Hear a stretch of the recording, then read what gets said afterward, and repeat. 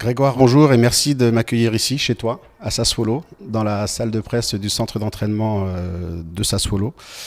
Je voulais faire un petit retour avec toi sur ce qu'on s'était déjà dit il y a déjà 3 ans. On s'était vu il y a 3 ans à la trêve hivernale. Aujourd'hui, on parle beaucoup de toi, mais j'aimerais que pour les gens qui ne te connaîtraient peut-être pas encore, que tu reviennes sur ton parcours qui est quand même assez exceptionnel. Bonjour à tout le monde. Et pour revenir sur mon parcours, moi j'ai grandi à Châtillon, à Vauban. Et j'ai toujours joué pour Châtillon en fait depuis que je suis petit. Et donc j'ai joué avec les seniors en excellence. Et après c'est un agent italien, donc Malik Ba, sénégalais, qui travaillait en Italie et qui venait faire des petits matchs de recrutement en France. Et donc il avait fait ce petit match pour les jeunes de Paris et il avait gardé 5-6. Et on est parti pour l'Italie à faire ces petits tests de 3 jours et moi j'ai été à Parme. Donc j'ai fait ce petit test de 3 jours où il m'avait dit que tu repartirais après chercher tes affaires en France. En fait j'étais parti sans rien, j'étais parti comme ça. Et ils m'ont gardé et donc je suis jamais revenu en fait. Mon père m'a pris toutes mes affaires, il m'a rejoint en Italie et il est venu me les ramener. Donc on va dire que c'était un peu bizarre au début parce que c'était tout nouveau, donc je parlais pas la langue, un nouveau pays, tout était nouveau. Mais bon, j'ai décidé de rester et j'ai fait 2 ans là-bas à Parme avant de signer mon premier contrat pro. Donc après, j'étais content d'avoir fait beaucoup de sacrifices et d'être resté. Avec une petite anecdote à la fin de la première saison, je crois, où le coach te fait un cadeau sur le dernier match. Tu peux nous raconter comment ça s'est passé? Ouais, bah c'était au bout de la deuxième année en fait. Ouais, au bout de la deuxième année, en fait, c'était une période où je m'entraînais souvent avec les pros, avec l'équipe pro de Parme qui était en Serie A. Et dernier match de championnat, il n'y avait plus rien à jouer. Alors l'entraîneur, comme je m'entraînais bien, tout ça, je me donnais sur le terrain. Il m'a fait le petit cadeau de me faire jouer 15-20 minutes à la fin. Donc j'étais en attaque avec Giovinco. Giovinco, j'ai fait ces 15-20 minutes un partout, Cagliari-Parme. Et un très très très bon souvenir pour moi. C'est quelque chose d'inoubliable que je vais me rappeler toute ma vie. Et donc après, le parcours s'enchaîne comment? Un transfert, je crois, enfin un prêt plutôt. Voilà, je signe mon premier contrat et Parme me décide de me prêter. C'est quelque chose qui se fait souvent en Italie.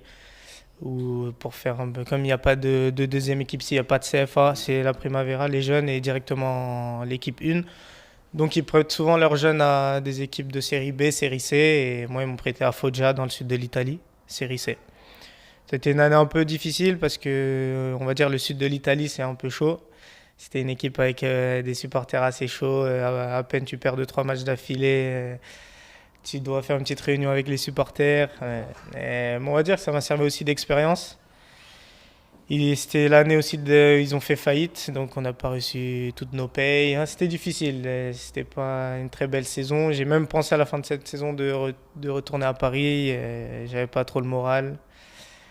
Et à la fin de cette saison, Cesena en série B m'a recruté, m'a pris et ça m'a fait du bien parce que passer de troisième division à deuxième division, c'est ça qui m'a fait un peu réfléchir et qui m'a fait rester. C'est toujours compliqué mentalement d'être loin de ses racines, d'être malgré tout au haut niveau, mais j'imagine que tu es toujours un peu seul, c'est un peu compliqué encore. Oui, quand même. Maintenant, au jour d'aujourd'hui, c'est un peu plus facile. Je me suis mieux intégré. Au début, les 2-3 premières années, que c'est vrai que c'était un peu plus dur. Au niveau de tout, on va dire. Et pour revenir sur Cesena, donc ouais, la première saison série B, où une saison discrète, on s'est maintenu. Et la deuxième saison d'après, on a réussi à gagner les playoffs et aller en Serie A. Et c'est un petit peu là, si je me permets de te couper, pardon, c'est un peu là que tu as déployé tes ailes, on va dire, sur la deuxième saison de Cesena. Oui, là j'ai commencé, là aussi c'était une année comme ci comme ça, mais avec, on va dire, avec cette promotion en Serie A, c'est là où ça a commencé. Et après, la saison d'après, la troisième saison à Cesena, on va dire que c'est là où j'ai commencé à me faire un peu remarquer par les clubs italiens, vu que j'ai marqué 9 buts en Serie A. Pas mal de bons matchs, grosses prestations, passes décisives. Et là, c'est vrai que j'ai commencé à me faire connaître aussi sur les journaux italiens, déjà en Italie. Du coup, ça doit jouer sur le moral. J'imagine que là, le moral reprend aussi du bonus, c'est ça, tu reprends du bénéfice et c'est là que les ailes sont vraiment déployées et que tu reprends toutes tes forces. Voilà, là, c'est sûr, après, ça fait beaucoup de bien. Tu vois que ça commence à parler de toi et tu as juste une chose, t'as envie d'une chose, c'est de continuer et de faire encore plus. Voilà. Donc, à la fin de cette saison, quand j'ai vu tout ça, ça m'a fait. Franchement, j'étais content et je me suis dit que j'avais pas fait tout ça pour rien. Je suis revenu à Paris un peu pour mes vacances et j'avais quelques choix de clubs. J'avais 3 choix. J'avais 3 clubs italiens qui voulaient m'acheter, un club français, un club anglais. Et j'ai choisi de venir ici à Sassuolo. Alors c'est un choix, on avait échangé un petit peu à cette époque, c'est un choix que personnellement j'ai trouvé très judicieux, parce qu'effectivement les clubs dont tu parles, on ne va pas forcément les nommer, mais certains les connaissent. Le club français, je crois que les couleurs sont à peu près les mêmes que le maillot que tu portes aujourd'hui. Mais ce choix de Sassuolo, c'est un choix qui semble sage, et aujourd'hui tu vas peut-être, en nous contant justement cette histoire de Sassuolo depuis maintenant la 2e saison, c'est le bon choix. Oui, oui, oui, encore aujourd'hui, je suis content d'avoir fait ce choix. Alors, quand j'étais à Cesena, j'avais rencontré Sassuolo, ou même à la maison, je regardais des matchs. Ça me plaît de regarder des matchs. Donc, souvent, j'ai tombé sur des matchs de Sassuolo et j'ai vu que c'était une équipe qui jouait du beau football, un bon entraîneur, beaucoup de jeunes talentueux. Et c'est ça aussi qui m'a. Tout ça m'ont fait faire ce choix et encore aujourd'hui, je suis content. Alors une première saison qui vous permet d'être dans le haut de tableau, puisque aujourd'hui, c'est pas que je veux écarter la première saison, mais on va parler un petit peu d'aujourd'hui. La 2e saison à Sassuolo, vous êtes européen, l'Europa League. Donc là, on est encore sur un cran supérieur. Donc on parlait tout début d'une histoire extraordinaire, mais là on y est vraiment, quoi. L'Europa League en arrivant de la 10e division française, les journaux aujourd'hui en parlent. On parle aussi de Grégoire Defrel, le Cendrillon du football français. Je ne sais pas si tu as les échos de France, mais c'est les titres en tout cas qui apparaissent dans les quotidiens français. Donc ce Cendrillon qui joue aujourd'hui la Ligue Europa, c'est comment ce niveau-là? C'est quelque chose, c'est vrai, c'est quelque chose pour moi de magique, hein, jouer dans des voyager pour aller jouer dans des stades européens comme ça, l'Europa League, c'est vraiment beau. J'étais là hier pour ce match face à la Roma. Tu peux nous en dire un petit mot? Oui, un match difficile, hein, on connaît la Roma, grosse équipe. On a fait une très bonne première mi-temps, on a réussi à marquer. Et deuxième mi-temps, c'est un peu relâché, peut-être avec tous ces matchs, on était peut-être un peu fatigués. On a beaucoup de blessés, des joueurs très importants. Et voilà, non, bravo à eux parce que c'est vraiment une grosse équipe. Ils ont plus tenu 90 minutes que nous et ils méritent la victoire à la fin. Alors par rapport à la physionomie, je vais donner mon avis, mon sentiment en tout cas un peu perso, c'est que mon sentiment me laissait penser que vous pouviez tenir. Ce 1 partout, ils ont égalisé effectivement. Après que vous ayez ouvert le score, vous pouviez tenir. Ce fait de match et le penalty les relance complètement et c'est là que je pense que la fatigue se fait encore plus sentir. C'est comme ça que vous l'avez ressenti aussi sur le terrain ou c'était difficile déjà avant? Ouais, oui, c'est ça. En fait, après l'un partout, on pouvait encore, le match était encore lancé. Et en fait, c'est un jeune Lirola, donc qui avait 98. Il est très jeune, venait de rentrer, défenseur, c'est pas facile. Et bon, on apprend avec ses erreurs, hein. Faut pas trop tacler dans la surface. Bon, il a fait une grosse faute dans la surface, penalty pour eux. Et c'est vrai qu'après, là, peut-être que mentalement, on a complètement lâché.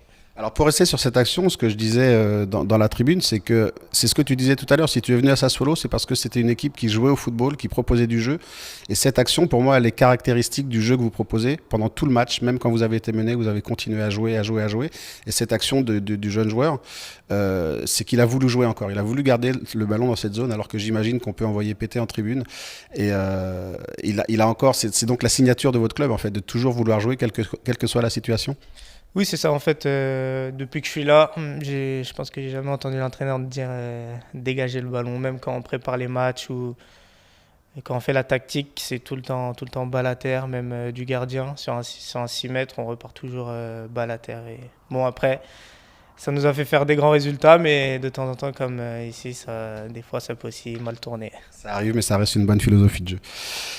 Grégoire, aujourd'hui, tes ambitions, ce serait quoi après ce beau parcours? Est-ce que tu as des ambitions? Est-ce que tu penses déjà à un avenir différent? Non, moi, comme je l'ai dit, en fait, chaque année, il y a tout le temps quelque chose de plus haut pour moi. Donc, moi, j'essaierai, comme je pense tout footballeur, à atteindre mon meilleur niveau et de jouer la plus de compétition, la plus importante, on va dire. Maintenant, j'espère aller le plus loin possible en Europa League.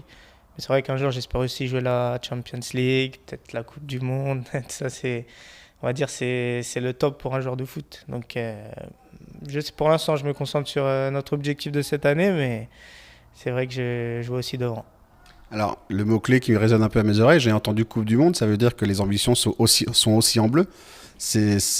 On n'est plus dans le rêve là maintenant. Par rapport à ce parcours-là, c'est plus un rêve. La marche, elle est accessible.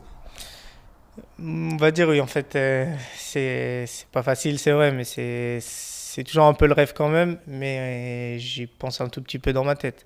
C'est vrai que j'ai vu que aussi en France, on commence peut-être à me connaître un peu. Et c'est bien, et il faut que je continue comme ça. Et peut-être qu'un jour, si je marque encore beaucoup de buts et que je fais des grosses prestations, peut-être qu'on m'appellera. Mais c'est vrai que ça reste encore un rêve. Alors, pour faire le parallèle avec la France, on parlait tout à l'heure du Cendrillon du football, et c'est pas du tout péjoratif, mais les stats aujourd'hui te donnent comme le meilleur buteur français des 5 meilleurs championnats. C'est en tout cas ce qui est écrit aussi, je ne sais pas si l'écho revient jusqu'en Italie, mais c'est ce qui est écrit dans les quotidiens français. Donc tu prends conscience de ça, que ce début de saison est aussi nettement différent des précédentes? Oui, c'est vrai. Donc, bon, moi, j'ai reçu un peu, entre les réseaux sociaux, tout ça, j'ai aussi reçu ces articles. Et franchement, pour moi, c'est quelque chose de très, très, très grand. Et je me dis, bon, les autres attaquants français, on sait c'est qui, donc je pense qu'ils vont en faire plein de buts encore. Donc, à moi aussi de continuer comme ça et de marquer. Après, on verra ce qui se passera. C'est tout le mal qu'on te souhaite, c'est de taper la balle avec ces autres attaquants français. Plus généralement, au niveau de ta vie de joueur professionnel, ça se passe comment la vie d'un joueur pro maintenant? Bah, moi, on va dire que je suis resté toujours un peu pareil dans ma tête. On me le dit souvent aussi ici. Donc, tu peux me voir arriver en vélo. Moi, j'habite tout seul. Ma famille est restée en France, mes deux parents. Je suis fils unique. Et non, j'habite tout seul et je me plais bien. Maintenant, je me suis bien intégré. Sansolo, c'est une petite ville. On sort souvent avec les autres joueurs. On va manger, on va au cinéma. Et sinon, rien de. J'ai pas trop changé. Maintenant, on va dire avec l'Europa League plus le championnat, on joue tous les 3 jours. Donc, on va dire qu'on est beaucoup aussi en déplacement. Donc, on n'a pas beaucoup de temps libre. Et donc au niveau de l'hygiène de vie, j'imagine que là aussi c'est du haut niveau. Il y a beaucoup de contraintes ou c'est quelque chose que tu assimiles assez facilement? Non, il y a beaucoup de. On va dire que je fais beaucoup plus attention maintenant. Même au début, mes premières années, je regardais pas trop. Je me disais, ça compte pas, ça, c'est pas vrai ce qu'on dit. Mais au fil des années, j'ai vu que c'était très important. Et comme je l'ai dit, avec un match tous les 3 jours, ça devient encore plus important. Donc c'est vrai que je fais beaucoup plus attention.